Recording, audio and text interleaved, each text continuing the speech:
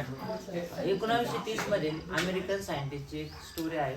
तो सायंटिस्ट खूप हुशार होता। एक दिवस काय झालं, त्याने पाण्याची टाकी घेतली। पाण्याच्या टाकीमध्ये एक कुत्र्याचं पिल्लू सोडलं।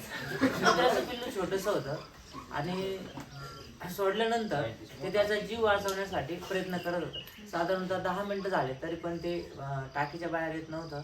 नंतर काय आलं की 15व्या मिनिटानंतर सायंटिस्टला वाटलं हे कुत्र्याचं पिल्लू मरू शकतं। मग त्याने त्याला बाहेर काढलं। बाहेर काढल्यानंतर टावेल वगैरे घेतला। टावेलने त्याला त्याचं शरीर पुसून काढलं आणि एकदम कोरडं केलं। ते पिल्लू शांत झालं।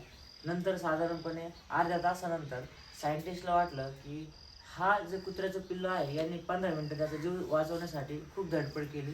नंतर सायंटिस्टला वाटलं याला पुन्हा पाण्यात सोडूया, म्हणजे काय होईल तो कमीत कमी 30 मिनिटं तरी आता प्रयत्न करेल।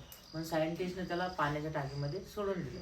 नंतर बघितलं अर्धा तास झाला तरी ते पिल्लू जीव वाचवण्याचा प्रयत्न करत होतं। 1 तास झाला तरी ते पाण्यात असं फिरत होतं। साधारणतः 24 तास झाले तरी ते पाण्यात स्वतःचा जीव वाचवण्यासाठी फिरत होतं। म्हणजे बघा, तो कुत्र्याचं जे पिल्लू होतं ते स्वतःचा जीव वाचवण्यासाठी खूप प्रयत्न करत होतं। नंतर सायंटिस्टला वाटलं आता ते घाबरलेलं असेल, त्याला बाहेर काढलं।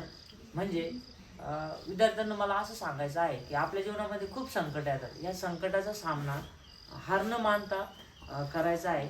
मग स्टोरीचं तात्पर्य काय होईल, तर तात्पर्य असं की आपल्या अवतीभोवती खूप काही संकटे असतात आणि त्या संकटांचा सामना हार न मानता करायचा आहे। म्हणजेच इंग्लिशमध्ये आपण असं म्हणतो नेव्हर गिव्ह अप।